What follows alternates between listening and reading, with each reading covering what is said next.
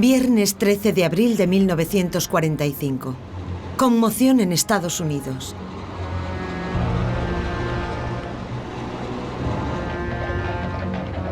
Aún no ha acabado la Segunda Guerra Mundial y el presidente Roosevelt acaba de fallecer.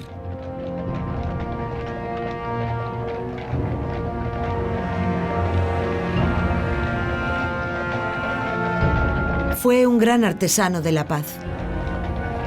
Era el que mejor representaba la esperanza de reconstruir el mundo sobre cimientos pacíficos.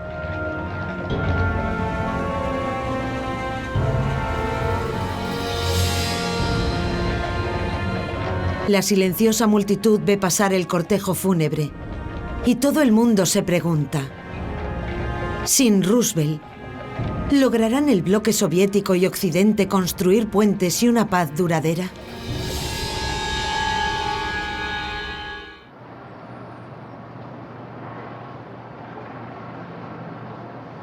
...12 de abril de 1945... la Casa Blanca, Washington. 3 horas después de la muerte de Roosevelt, Harry Truman se convierte en nuevo presidente de Estados Unidos. Hace su primera aparición en un mundo dominado por el caos.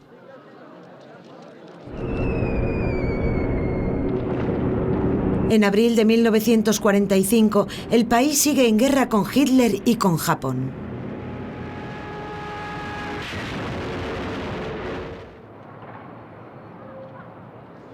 Por si esto fuera poco, Truman tan solo lleva 3 meses de vicepresidente. Y nadie pensaba que fuera a llegar a ser presidente de Estados Unidos.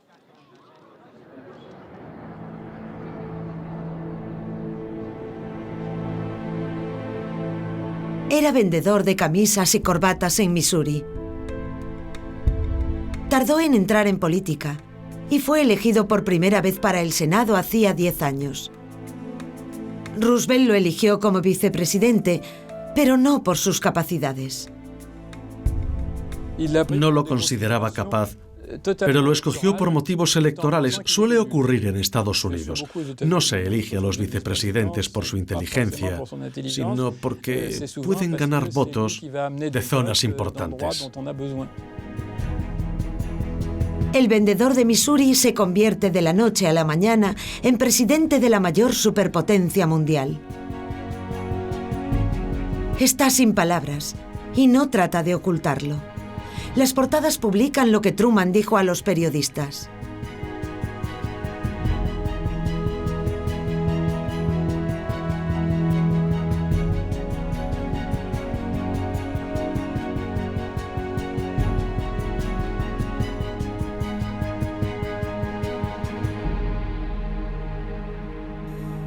Aún hoy, el nieto de Truman recuerda que su abuelo nunca fingía ser el hombre adecuado para el puesto. No estaba preparado en absoluto. De hecho, decía, debe de haber 1 millón. 1 millón de hombres mejor preparados que yo para esto. Pero debo hacerlo y lo haré. Era de los que, si le encargaban algo, lo hacía.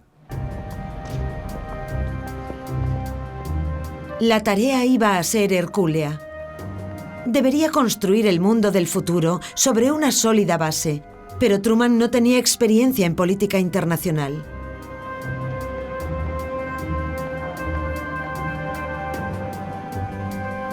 En sus 3 meses como vicepresidente, solo se había reunido con Roosevelt en privado 2 veces.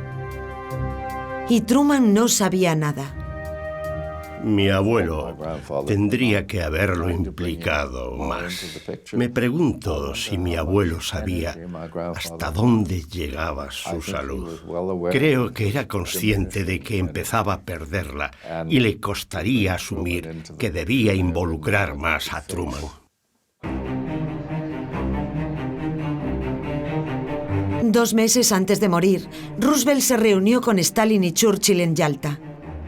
Allí, en Crimea, los 3 grandes sentaron las bases para la paz mundial. Pero los acuerdos logrados eran complejos y muy ambiguos, y cada uno de los aliados había jugado sus propias cartas. Truman no estaba al tanto de las negociaciones. Tiene que familiarizarse con todos los dosieres. Es pragmático y trabajador. Celebra múltiples reuniones con sus asesores. ¿Pero bastará con su duro trabajo? ¿Podrá este vendedor de corbatas de Missouri plantarse ante el gran Stalin?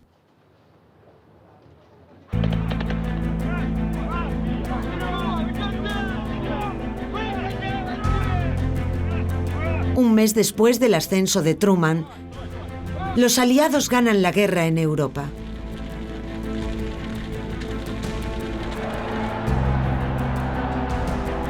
La gente estalla de júbilo en todo el continente.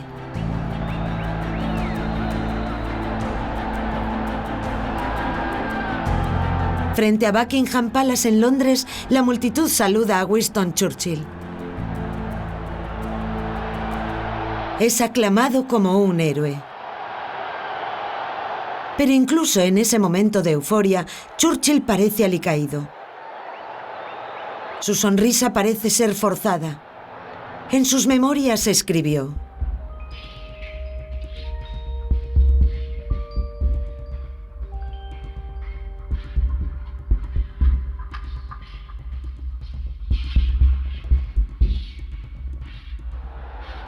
¿qué podría ser tan terrible como para enturbiar ese momento? El problema de Churchill se llama Stalin. Una vez acabada la guerra en Europa, el primer ministro está convencido de que Stalin aprovechará la oportunidad para instaurar regímenes comunistas donde pueda. De hecho, incumpliendo los acuerdos de Yalta, ya ha establecido un régimen comunista en Rumanía.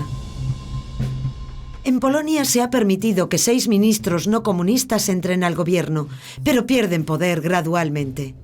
Stalin quería que toda Europa se hiciera comunista. Era una ideología, pero además tenía la mentalidad de un emperador, un dictador con mentalidad de un emperador. El primer ministro británico trata de advertir a Truman, pero el nuevo presidente no muestra interés.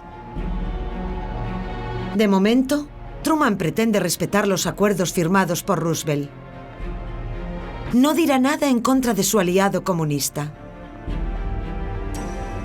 A Churchill tan solo le queda esperar que Truman descubra por sí solo lo que esconde el líder soviético. Pronto surgirá la oportunidad.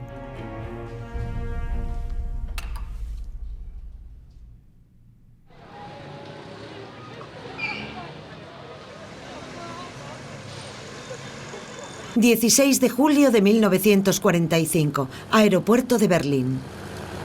El presidente estadounidense acaba de aterrizar. Truman viene a Europa para una conferencia de paz. Es su oportunidad para conocer a sus aliados y ponerse al día.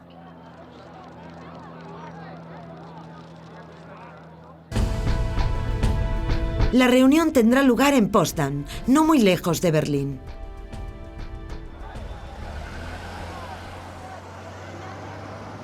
Para llegar hasta allí, Truman debe atravesar la antigua capital del Tercer Reich. Berlín es una ciudad en ruinas.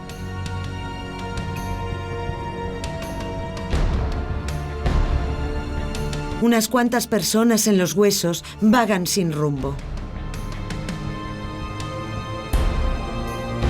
La desoladora estampa caló en Truman y lo convenció de que tenía que ayudar a Alemania a levantarse. Esa noche escribió en su diario: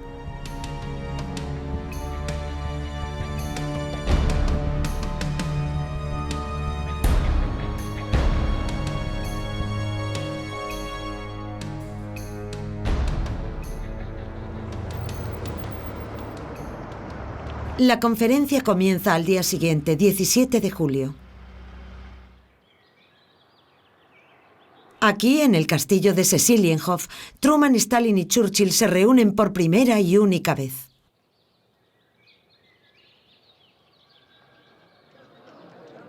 Como esperaba Truman, Churchill se muestra encantador. Pero sus asesores le insisten en que no debe fiarse de Stalin. El nuevo presidente pronto evalúa al que deberá negociar con él.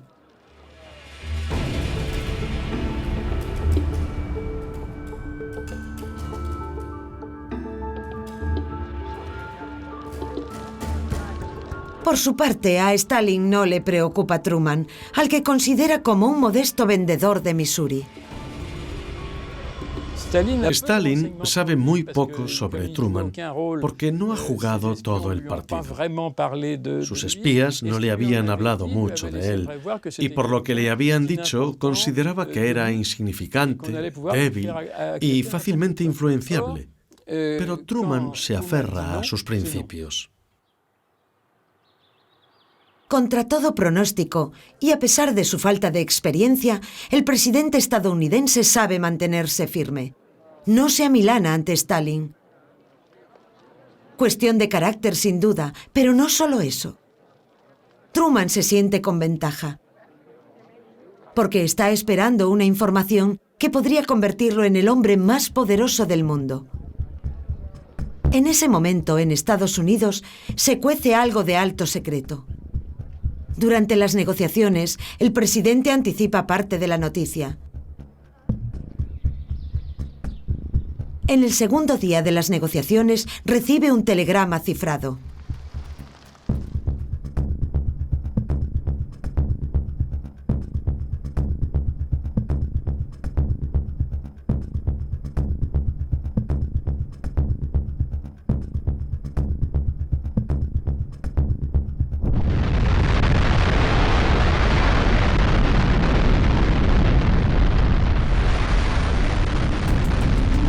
El pequeño en cuestión es la primera bomba atómica.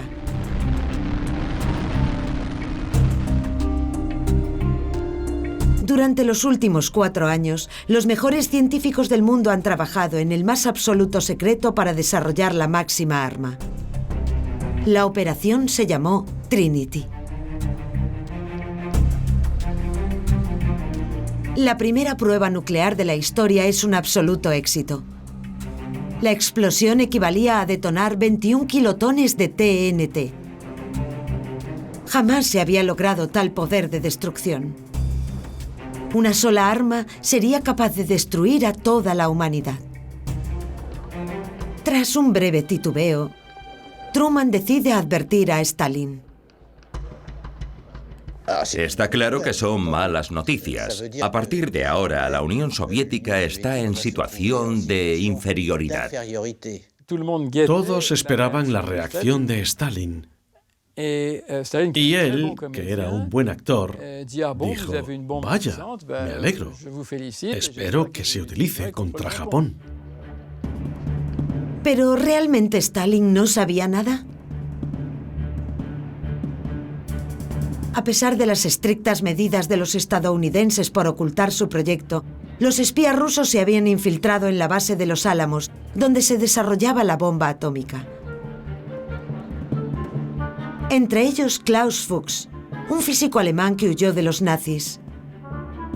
Pero Fuchs, un ferviente comunista, es un espía para la Unión Soviética. Los 2 últimos años, el científico ha estado pasando todos los planes de la bomba atómica a los rusos. Gracias a ellos, la Unión Soviética ha comenzado a desarrollar su propia bomba nuclear. A pesar de ello, el 24 de julio, cuando Stalin se entera de que Estados Unidos ya la tiene lista, se pone nervioso. No hay nada que deteste más que sentirse vulnerable. Convocó a su séquito de Potsdam y les pidió a todos los científicos y a todos los que trabajaban en el proyecto atómico que aceleraran la creación de la bomba atómica rusa.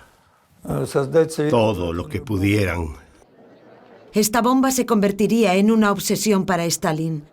Hasta que no tuvieran su propia bomba atómica, el líder supremo no estaría seguro ante los estadounidenses.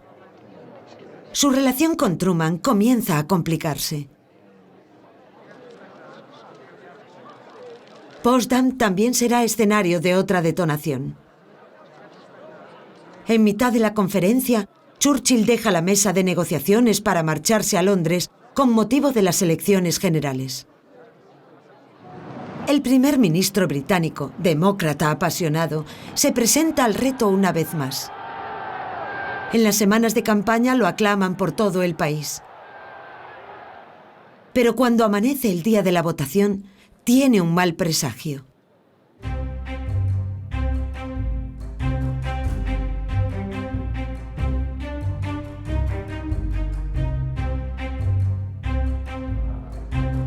El presagio de Churchill se cumple. Y para sorpresa de todos, pierde las elecciones. En lugar de a su héroe de guerra, el pueblo británico ha elegido a alguien nuevo, el líder laborista Clement Attlee. El día después de su triunfo, Attlee ocupa el sillón aún caliente de Churchill. Por todas partes, se siente como si se hubiera producido un error de casting. Clement Attlee parece ser alguien insignificante. Churchill lo tildaba de oveja vestida de oveja. Si se parara un coche vacío en Downing Street, de él saldría Attlee. Un hombre modesto, con muchos motivos para serlo. Esto sorprendió a Stalin, que estaba convencido de que Churchill estaba en disposición de amañar las elecciones, que según Stalin es lo que debería hacer cualquier político así. Ante un Attlee perdido e incómodo, Stalin decide ir por su cuenta. De los tres grandes de Yalta, tan solo queda él. Con Attlee, Gran Bretaña se queda fuera de juego. Tan solo quedan dos superpotencias en el mundo, Estados Unidos y la URSS. Truman y Stalin se reúnen en persona. No tardan en surgir las diferencias entre los dos y su relación se vuelve polémica.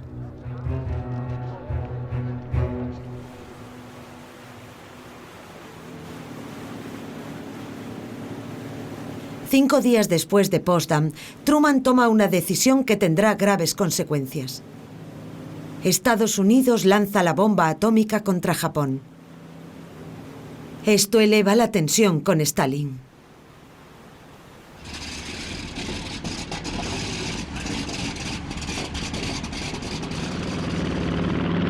...6 de agosto de 1945. A primera hora de la mañana, el bombardero estadounidense Enola Gay se dirige al archipiélago japonés. A las 8:15, el pequeño cae sobre Hiroshima.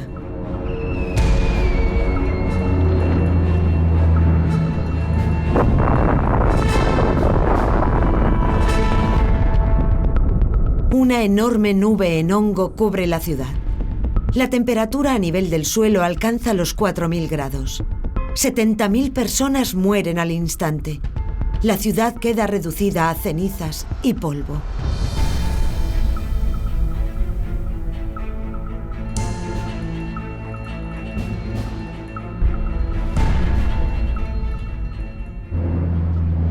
Tres días después, el 9 de agosto, es el turno de Nagasaki. Todos están conmocionados. Para Stalin, la bomba atómica es una provocación. Está convencido de que Truman pretende intimidarlo. No entiende por qué Estados Unidos ha lanzado sus bombas, cuando el 8 de agosto, según lo pactado, la URSS se sumó a la guerra contra Japón junto a Estados Unidos. Consideramos que Estados Unidos lanzaba un mensaje claro al utilizar la bomba atómica contra Japón. No pretendían lograr una victoria rápida contra los japoneses, sino intimidar a la Unión Soviética para poder imponer condiciones favorables para ellos. Obviamente, Truman quiere parar la guerra lo antes posible y salvar vidas estadounidenses. Pero también es un mensaje para Stalin, ya que pretende dejarle claro que ahora es él el que lleva las riendas.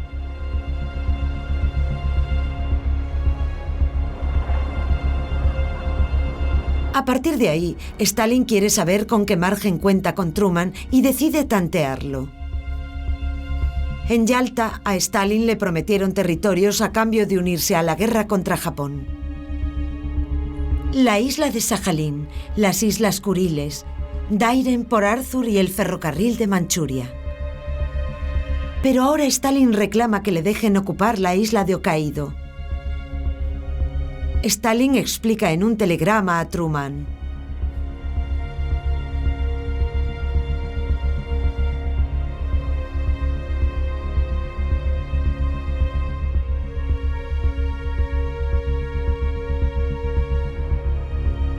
se lo piensa mejor y corrige a mano. El presidente Truman se indigna. Su respuesta es clara: no. Punto. Mi abuelo esperaba que la gente fuera sincera y clara, porque así era él. Esperaba que fueran honrados con él, que fueran de frente. Y cuando descubrió que no eran así, que Stalin no era así, cambió de estrategia y comenzó a tratar a Stalin de forma más dura, más directa y más beligerante. Stalin también decide mover ficha y ejerce presión en Europa. Elecciones amañadas, golpes de Estado. Establece regímenes comunistas donde puede. Polonia, Checoslovaquia, Hungría y Bulgaria caen en manos soviéticas. A Truman le preocupa la incontrolable stalinización de Europa, pero no tiene claro cómo afrontarla.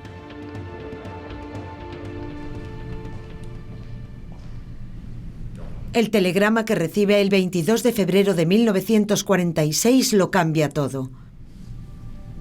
Lo envía George Kennan, un diplomático que trabaja en Moscú. Kennan ha podido observar cómo funciona Stalin. Sabe que Stalin quiere controlar Europa del Este y está convencido de que el único modo de frenarlo es mantenerse firme. En un largo telegrama a Washington, describe el sistema soviético.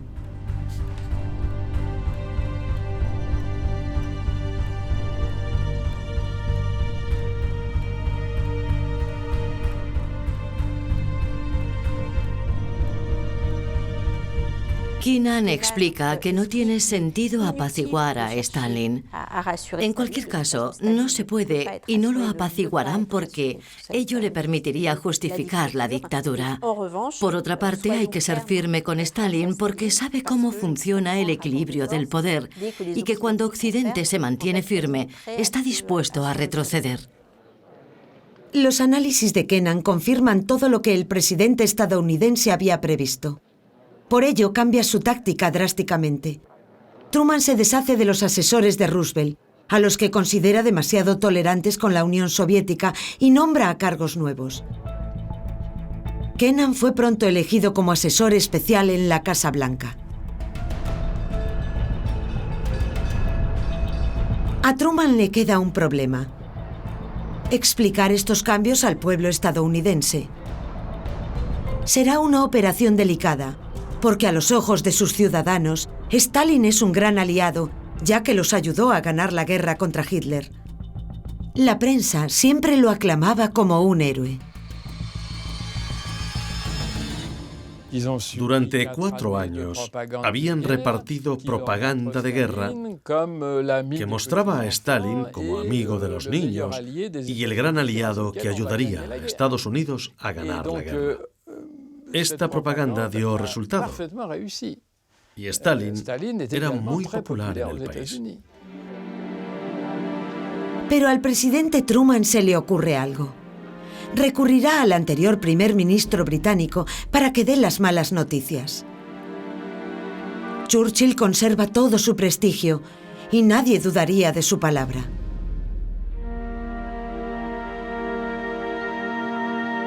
Además, seguro que estará encantado de visitar Estados Unidos. Desde que perdió las elecciones, se ha sumido en una profunda depresión.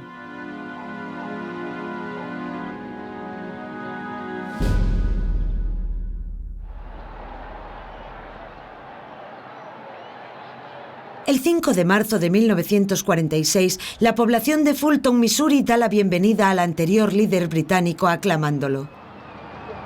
Hace un precioso día de sol. Truman lo recibe en su tierra natal, rodeado de alegría.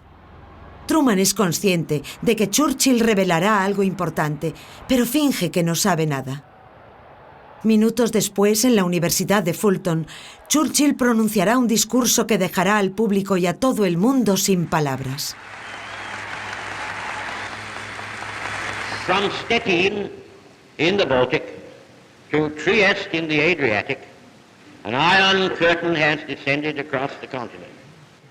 Al nombrar ese telón de acero, todos protestan, están conmocionados. ¿El bueno del tío Joe? Esta estrategia de Truman es muy audaz al ser Churchill el que da el discurso en el que nombra el telón de acero, porque muestra a Estados Unidos y a todo el mundo que este giro de la política estadounidense no se debe solo a Truman o a unos cuantos asesores, sino que alguien tan relevante como Churchill opina igual que el presidente estadounidense. Los antiguos admiradores de Stalin en Estados Unidos no tardaron en considerarlo un peligroso tirano. Para la Unión Soviética, el discurso de Fulton era una puñalada por la espalda. Stalin enfureció. Algunos intelectuales cercanos al Kremlin se unieron contra Churchill. Churchill era nuestro enemigo acérrimo. Era el líder del país occidental más antisoviético. Se había dedicado a tratar de engañar a la Unión Soviética. A partir de ahora, los países europeos deberán decantarse por la bandera comunista o por la capitalista. En esta carrera para dividir el mundo, Stalin va con ventaja. Ya está presente en países de Europa del Este y gana terreno en Occidente. Algunos ministros comunistas ya se han abierto camino en los parlamentos francés e italiano. ¿Hasta dónde llegará Stalin para extender su influencia?